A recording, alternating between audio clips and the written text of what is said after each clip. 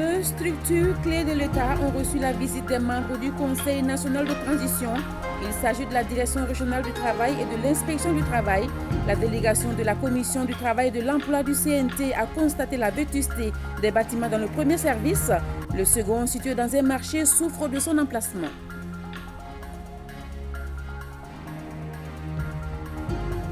Comment se fera la sécurisation du personnel des organisations onusiennes après le départ de la MINUSMA? La question était au centre d'une rencontre entre le chef de la diplomatie malienne et le secrétaire général adjoint des Nations Unies à la sécurité et à la sûreté.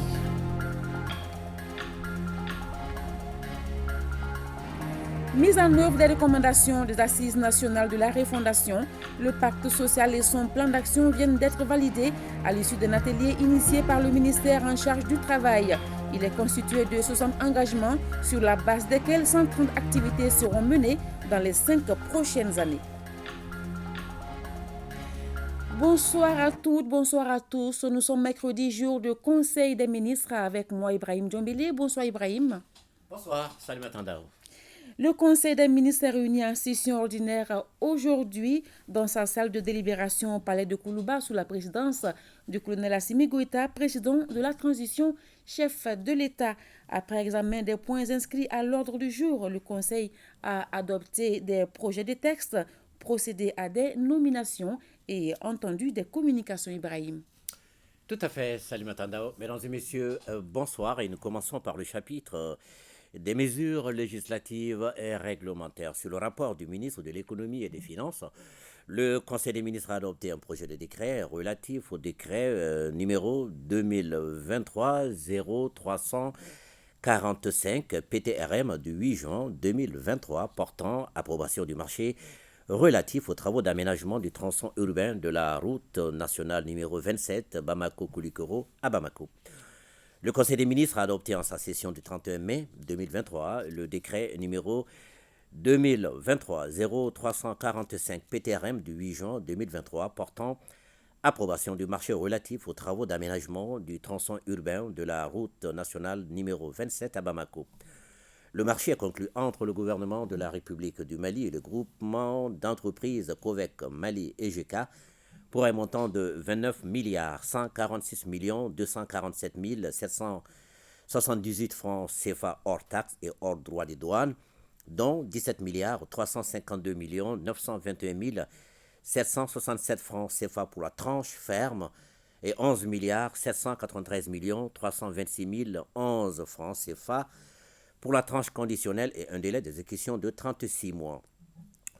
Le projet de décret est adopté pour prendre en compte la nouvelle clé de répartition de la prise en charge du projet qui se présente comme suit: tranche ferme, Banque ouest-africaine de développement, 13 639 115 949 francs CFA, soit 95,33%, et l'État du Mali, 668 5 679 francs CFA, soit 4,67%. Tranche conditionnelle, Banque ouest-africaine de développement, 13 606 115 668 francs CFA, soit 91,69%, et État du Mali, 1 233 10 482 francs CFA, soit 8,31%.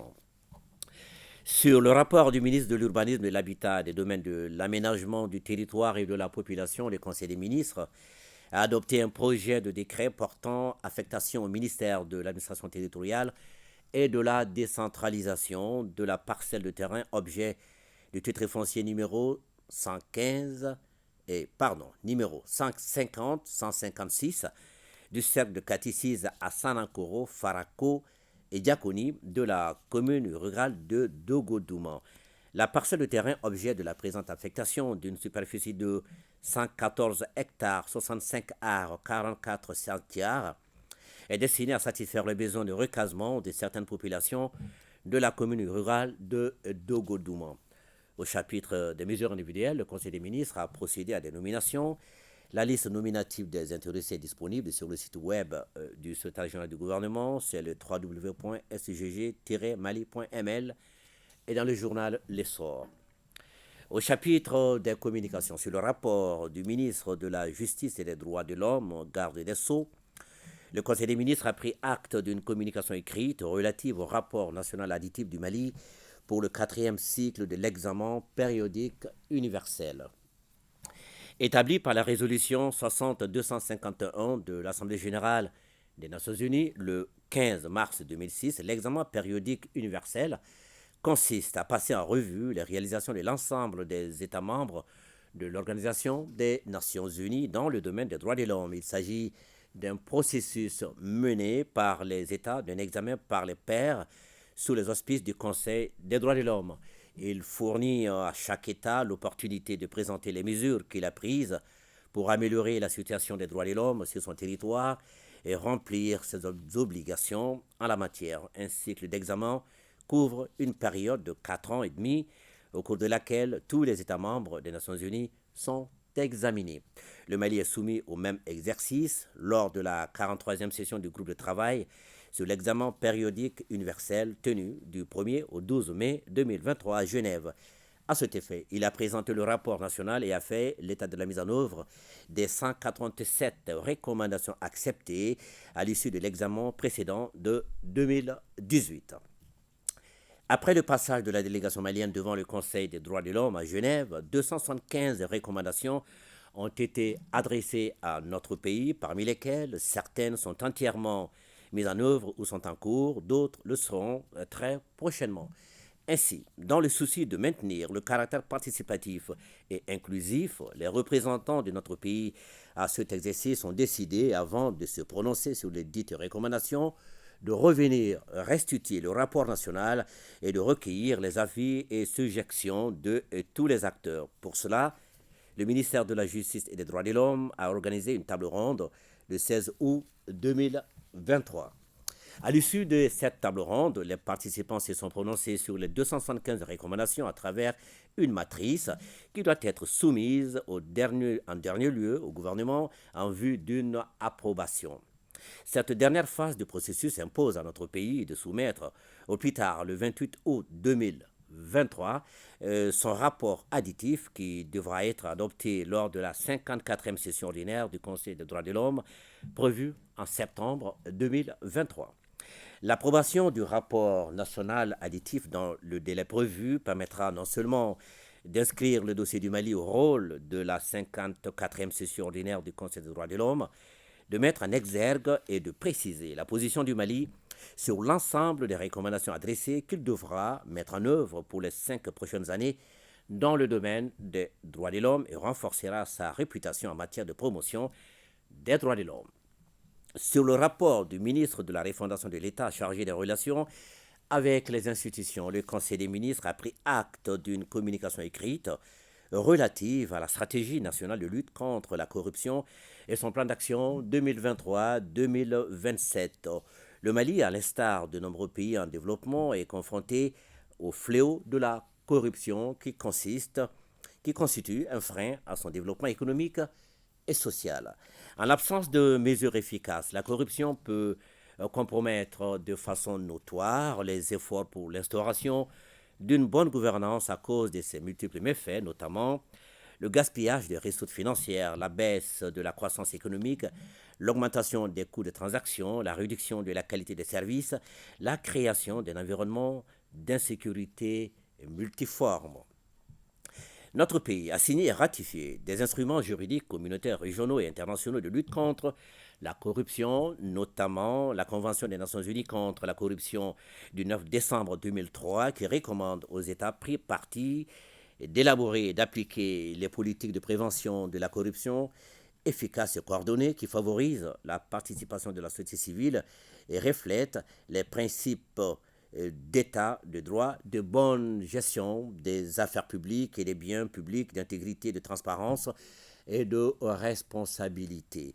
Dans le cadre de la lutte contre la corruption, le gouvernement a initié plusieurs actions, notamment la tenue des États généraux sur la corruption et la délinquance financière, l'adoption de la stratégie nationale de lutte contre le blanchiment des capitaux et le financement du terrorisme et de la politique nationale de transparence, la mise en place d'un dispositif institutionnel de prévention, de détection et de répression de la corruption constitué, entre autres, du Bureau du vérificateur général, de la cellule nationale de traitement des informations financières, de l'Office central de lutte contre l'enrichissement illicite, de la section des comptes, de la Cour suprême, du pôle national économique et financier.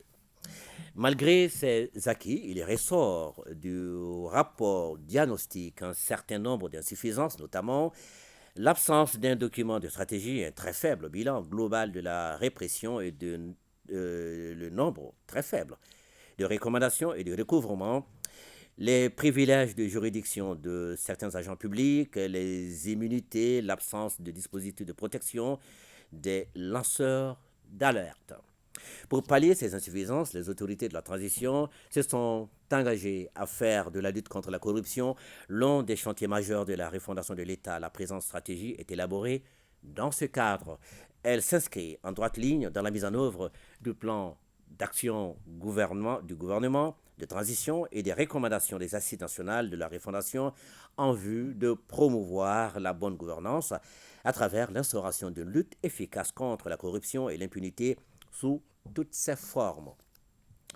La stratégie nationale de lutte contre la corruption vise à doter le Mali de mécanismes opérationnels et efficaces de lutte contre la corruption et de promotion de la gouvernance dans le respect des droits de l'homme et des règles d'éthique et de transparence. Elle est articulée autour de 4 axes stratégiques, à savoir la gouvernance et les réformes, la prévention des faits de corruption, la répression et la réparation, la communication. La stratégie nationale de lutte contre la corruption est mise en œuvre à travers des plans d'action dont le premier couvre la période 2023-2027 financée par l'État et ses partenaires. Le ministre de la Santé et du Développement social a informé le Conseil des ministres de l'évolution de la maladie à coronavirus marquée par une augmentation du nombre de cas testés positifs par rapport à la semaine précédente. Le président de la transition, chef de l'État, a appelé la population au respect strict des mesures de prévention et de lutte contre la maladie. C'était quelque peu marathon. Voilà, merci et bonne suite. Merci Ibrahim. Ce matin, une délégation de la Commission du travail et de l'emploi du Conseil national de transition a visité 2 structures clés de l'État. La visite a concerné la direction régionale du travail et l'inspection du travail. Le premier service est vétuste, alors que le deuxième, situé dans un marché, souffre de son emplacement. Sokuna Kamisoko et Aruna Diara étaient de la visite. Suivons. C'est dans ce bâtiment de l'époque coloniale que sont logés des milliers de dossiers des travailleurs maliens. Il s'agit bien de la Direction générale de la fonction publique. Si les responsables de cette structure se plaignent de la vétusté des locaux, ceux de la Direction régionale du travail du district de Bamako déplorent l'emplacement de leur service. Le service est en plein centre du marché d'Ibida. Elle a pu voir toute la situation dans laquelle nous sommes. Situation relative aux bâtiments qui sont vétustes, dégradés. Situation relative aux équipements. On manque même de moyens financiers pour l'exécution et la mise en œuvre de nos différents plans d'activité annuels. C'est la toute première fois qu'une institution de ce niveau vienne s'enquérir de visu de nos situations, de nos conditions de travail.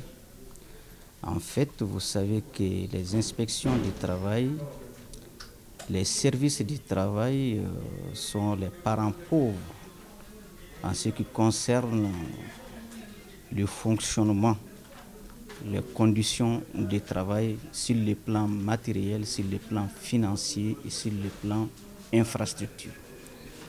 Vous avez dû constater que depuis un certain temps, nous demandons à ce que nous soyons délocalisés parce que nous sommes au centre du marché de Dibida. Que cette doléance soit prise en charge afin que nous puissions travailler dans des conditions idéales du travail.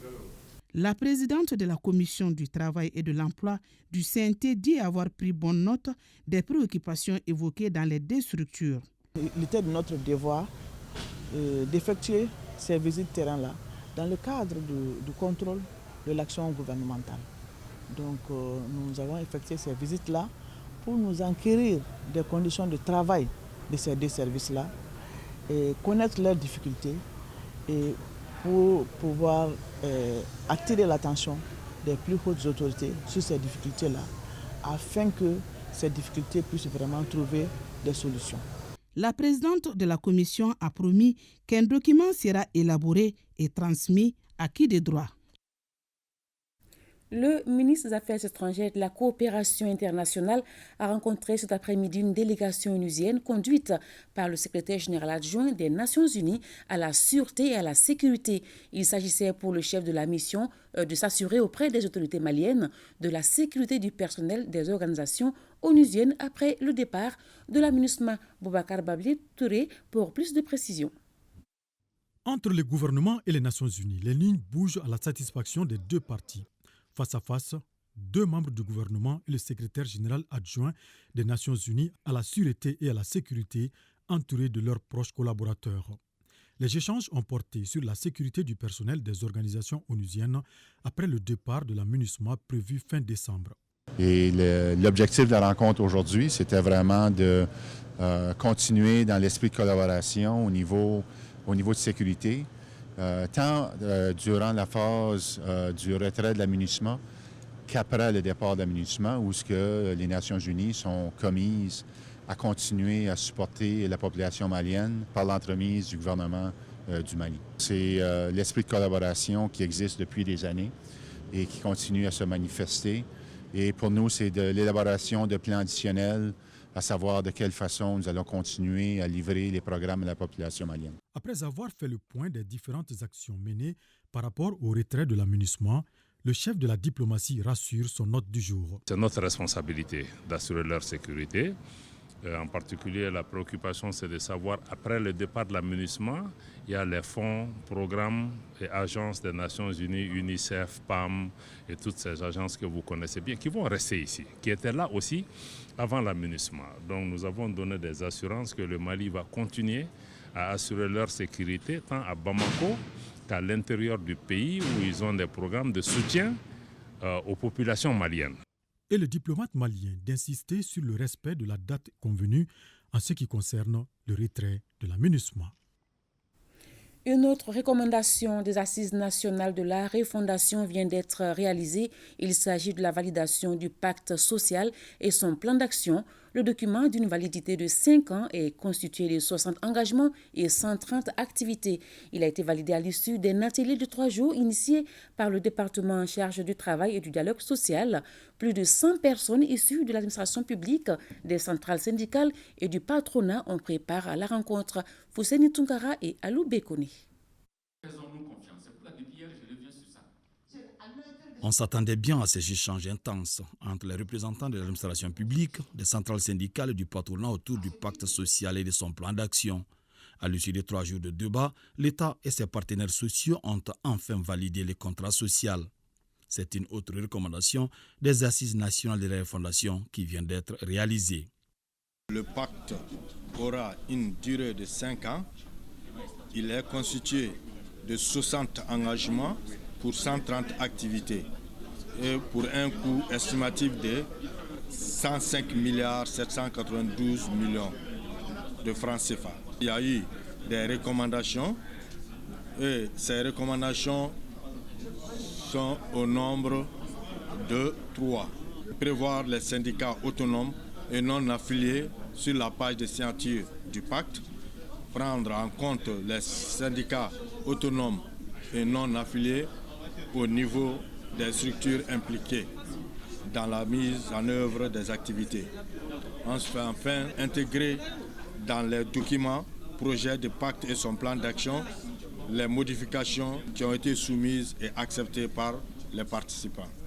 Perçue par les différentes parties comme une avancée notoire, la mise en œuvre du pacte social sera d'un apport considérable dans l'apaisement du climat social.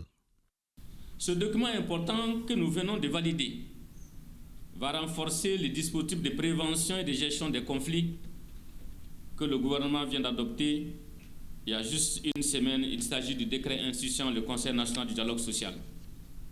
Mesdames et messieurs, faisons ensemble de ce pacte un outil de réalisation de la justice sociale si chère à nos travailleurs, pour la promotion du dialogue social, le respect de la liberté syndicale, les meilleures conditions de vie et de travail et la promotion du secteur privé.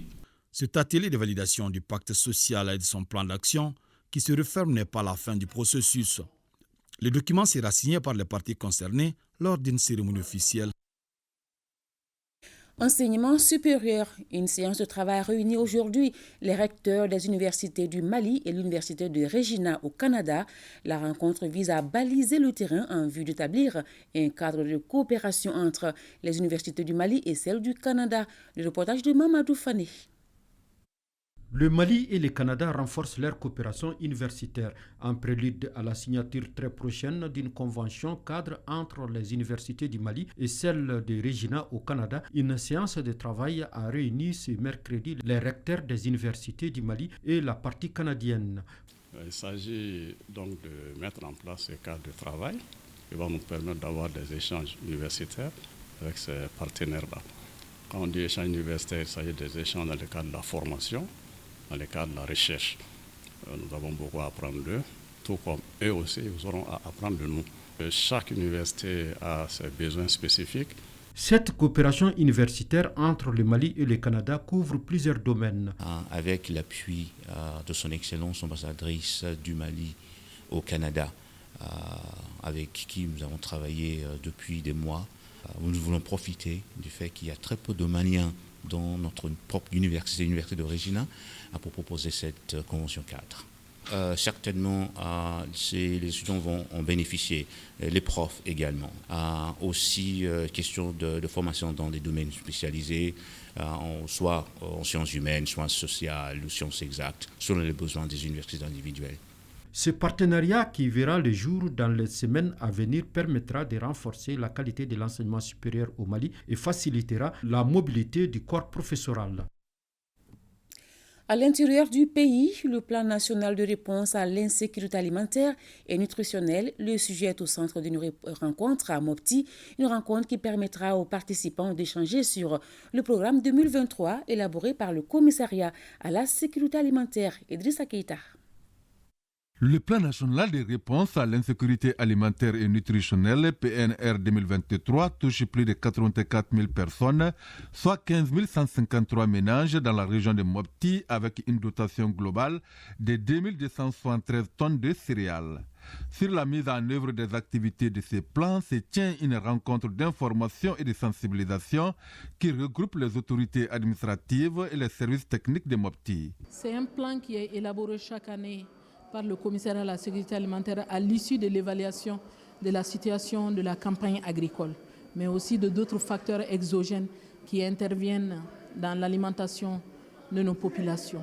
Ce plan prend en compte les personnes vulnérables issues de la campagne agricole. Les échanges portent sur le plan national 2023, les étapes de distribution alimentaire gratuite et le rôle et responsabilité des parties prenantes en vue de faciliter la mise en œuvre de ce plan 2023, entre autres. C'est dans le continuum du Conseil national de la sécurité alimentaire où, lors duquel conseil il y a eu des recommandations formulées. Le commissaire de la sécurité alimentaire a traduit ces recommandations en actes concrets, d'où la présence de cette dynamique équipe sur le terrain pour renforcer les capacités des acteurs régionaux et sub-régionaux et partager les informations idoines par rapport à la gestion des stocks. Des recommandations issues de cette rencontre permettront au commissariat à la sécurité alimentaire et ses partenaires de mieux orienter leurs actions au profit des personnes vulnérables.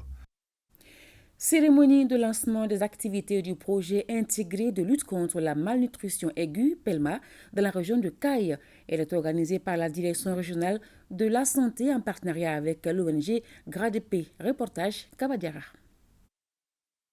Les 10 projets ont pour objectif d'améliorer le statut nutritionnel des enfants de moins de 5 ans et des femmes enceintes et allaitantes dans la région de Caille. Cette intervention de l'ONG GRADP est le fruit du tout nouveau partenariat avec l'UNICEF. Au total, 39 065 enfants bénéficieront du dépistage de la malnutrition aiguë à travers les mères et les acteurs communautaires. 3 000 mères, soit 1 000 par district sanitaire, seront formés sur le PB mère à travers les visites à domicile. 4 000 enfants de 0 à 5 ans seront traités pour les cas de masse. malnutrition aiguë sévère. Nous lançons un appel aux mamans parce qu'ils vont faire des dépistages pour qu'ils puissent vraiment dépister beaucoup de cas de malnutrition qui va vraiment contribuer réellement à la lutte contre la mortalité infantile. En dépit des efforts consentis par le gouvernement et ses partenaires visant à réduire la malnutrition, le Mali continue de faire face à un problème de malnutrition aiguë. Il faut noter que 71% des enfants malnutris aigus sont dans les régions de Kaï, Gao et Mopti. Rappelons que ce projet intégré de lutte contre la malnutrition aiguë Pilma sera mis en œuvre dans 3 districts sanitaires de Kaï sur une période de 6 mois, Djema, Yelemane et Nioro du Sahel.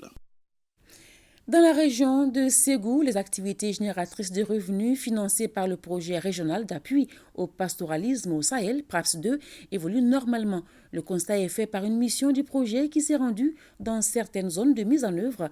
Dans la 4e région, le PRAPS 2 intervient dans les cercles de Nyono, Massina, Bla et Ségou. Les détails avec Fousseni Samake et Issaba.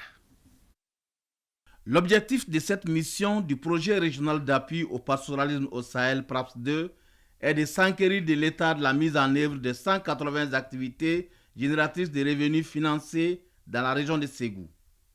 Ces activités destinées aux couches vulnérables concernent entre autres l'élevage des petits ruminants, l'aviculture, la vaccination. Avec l'aide du projet, j'ai réalisé ce poulailler. Après la vente des poulets, je peux contribuer aux dépenses de ma famille. Une autre étape de cet accompagnement du PRAPS 2 est la formation et l'équipement de 180 jeunes et femmes dans les domaines agroalimentaires. Au nombre de ces activités génératrices de revenus, la transformation du lait, l'insémination artificielle, la pisciculture, l'arboriculture, la cuniculture. La phase 2 a débuté par la réalisation dans presque tous les cercles de la région de Ségou. Il y a eu d'abord 180 bénéficiaires et ont eu des jasières. Ces 180 bénéficiaires sont déjà en activité. Ensuite, nous sommes au chevet de la formation professionnelle. Après cette formation, les bénéficiaires seront équipés de kits. La deuxième phase du PRAPS 2, placée sous la tutelle du ministère de l'Élevage et de la Pêche, lancée en 2022 à une durée de 6 ans. Il est financé par le gouvernement du Mali et la Banque mondiale. Les acteurs du projet inclusif Safe School viennent de tenir la première réunion de son comité de pilotage à Tombouctou.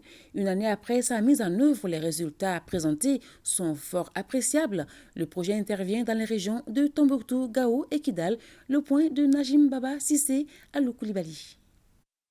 Après une année de mise en œuvre, les acteurs du projet inclusif Safe School se retrouvent pour évaluer les réalisations effectuées, échanger sur les insuffisances et faire des recommandations pour une meilleure poursuite des objectifs. Il s'agit d'un projet visant à contribuer à l'accès à une éducation continue, inclusive de haute qualité et adaptée aux besoins des filles, des garçons âgés de 6 à 18 ans.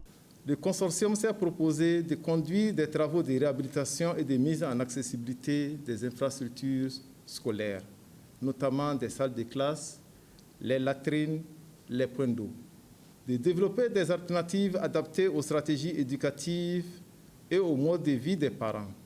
De développer l'appui financier aux ménages vulnérables pour le maintien à l'école des enfants scolarisés. Les indicateurs affichent déjà des résultats satisfaisants, tant sur le plan de l'accès à l'éducation, de construction et de réhabilitation, que dans le cadre du renforcement des capacités des enseignants dans les zones d'intervention du projet. La mairie de la commune urbaine de Tombouctou se réjouit aujourd'hui des résultats louables atteints par ce projet dans les 5 communes d'intervention. Pendant un an, le projet Inclusive Soft School a permis de scolariser 1314 enfants vulnérables dans 41 écoles publiques de l'Académie de Tombouctou.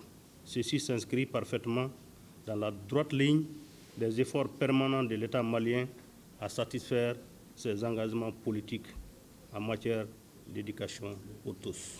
Les travaux de ce comité de pilotage seront animés par des échanges à l'issue desquels des propositions et recommandations seront formulées.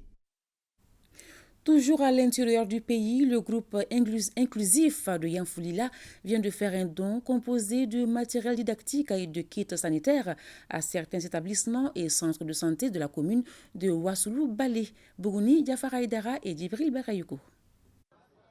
Pour une gouvernance locale inclusive et participative pour un accès effectif des citoyens aux services de base, le groupe inclusif de Yanfoulila, soutenu par NDI et GRAT, vient d'offrir des matériels didactiques à 10 écoles et des matériels sanitaires à 4 centres de santé communautaires de la commune de Ouassoulou-Balé. On a jugé nécessaire quand même de faire quelque chose pour satisfaire les besoins exprimés lors des collectes auprès de CGS, auprès de l'ASACO. Au cours de cette remise, la collaboration entre NDI et GRAT et le groupe inclusif de Yanfoulila a été appréciée à sa juste valeur par les bénéficiaires. On est très heureuse, très contente en tout cas de recevoir ce matériel. On profite de ce micro pour remercier NDI et le programme SELGA et tous les animateurs du programme. Nous sommes à la remise des kits aux différents secteurs que nous soutenons, que nous accompagnons, à savoir l'éducation, la santé et l'eau. Ce don s'inscrit dans le cadre de l'exécution du programme CLGA du groupe inclusif de Yanfoulila. Je remercie les partenaires. J'exhorte les bénéficiaires à en faire bon usage. A rappeler que les bénéficiaires de ce don ont été choisis à la suite d'une enquête menée par le groupe inclusif. Visite inopinée à 100 du gouverneur de la région dans plusieurs services. Le but était de constater de visu la présence des agents au service. Cette visite inopinée du colonel Ousmane Sangaré a concerné 11 directions sur les 25 que compte aujourd'hui la région de 100. Grissa Kone. C'est à 8 heures précises que le gouverneur de la région de 100 a commencé sa visite inopinée.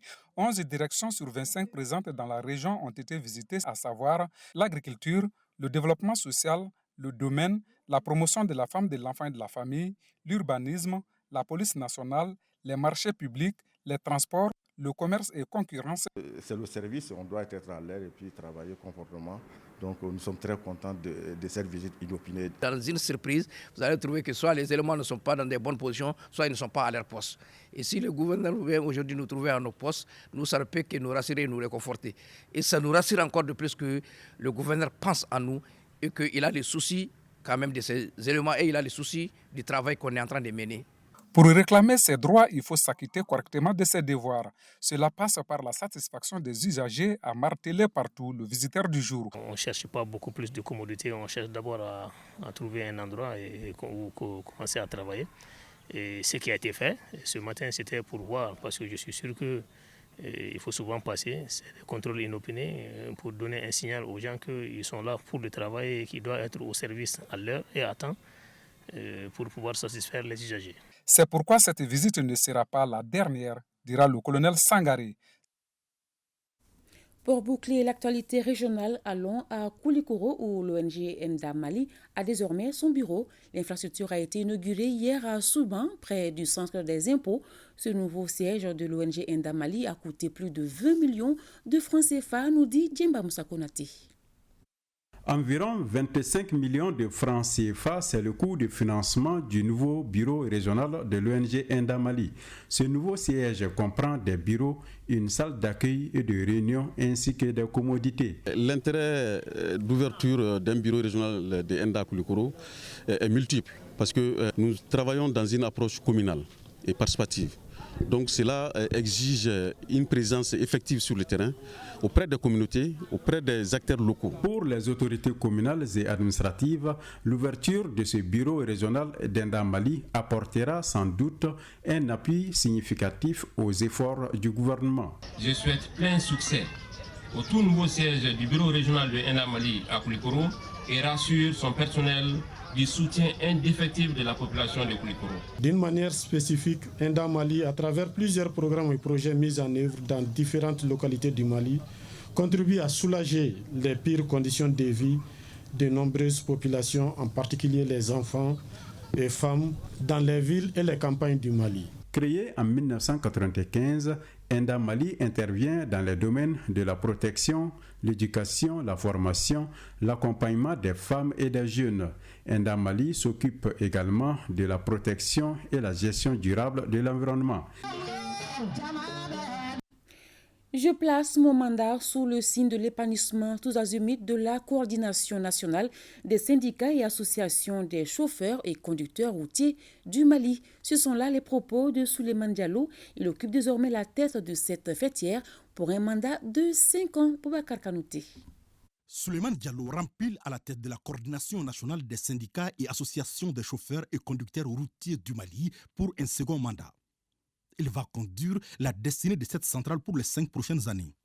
Il préside un bureau composé de 45 membres, des hommes et des femmes déterminés à mener des changements positifs au sein de la fêtière. Ma priorité pour ce nouveau mandat est l'affiliation des chauffeurs routiers à l'assurance maladie obligatoire, l'INPS, ainsi que l'identification de nos éléments. À travers cette conférence, j'ai un appel à l'endroit des chauffeurs. C'est prudence pour minimiser les risques d'accident. Le secrétaire général de l'Union des travailleurs du Mali a rehaussé cette conférence à travers sa présence. Il a exhorté les membres de la coordination nationale des syndicats routiers à privilégier un dialogue plus constructif pour l'avenir de cette organisation. Je remercie quand même les transporteurs qui aujourd'hui soient dans les délais. Et autrement dit, mettre en place une toilette section avant la fin du mois août 2023. Donc je ne peux que les saluer et les encourager, surtout les appeler à la bonne compréhension, de formuler des bonnes recommandations qui concernent vraiment le monde du travail dans le cadre vraiment du monde du transport aussi. Cette conférence ordinaire de la coordination nationale des syndicats et associations des chauffeurs et conducteurs routiers du Mali, les délégués sont venus des 5 régions du pays, comme pour dire qu'ils mesurent tous la portée des défis. Littérature. Conan, l'ultime bataille pour la liberté, est le nom de cet ouvrage de 81 pages édité par Bandama Éditions. Modibo Diabaté, magistrat de son État, est l'auteur de l'œuvre. Il rend un vibrant hommage aux hommes qui ont sacrifié leur vie pour le Mali, juste et équitable. Il se base sur des témoignages des héros de la bataille de Conan dans la région de Mopti. Bataille sans merci contre le terrorisme à retrouver dans vos kiosques. Et parlons à présent du premier livre de Brahima Traoré sous le nom « Le Mali n'est pas un pays enclavé ». Il nous parle de l'évolution du trafic sur le fleuve Sénégal entre Caille et les ports occidentaux de Marseille entre 1892 et 1960. Les ressources naturelles du pays ont été exportées pendant 68 ans par les sociétés commerciales françaises et syro-libanaises installées à Caille. Et voilà, c'est la fin de cette édition. Merci à vous qui nous suivez depuis le village de Sanando, cercle de Baroueli. C'est dans la région de Ségou. Merci à tous et bonsoir.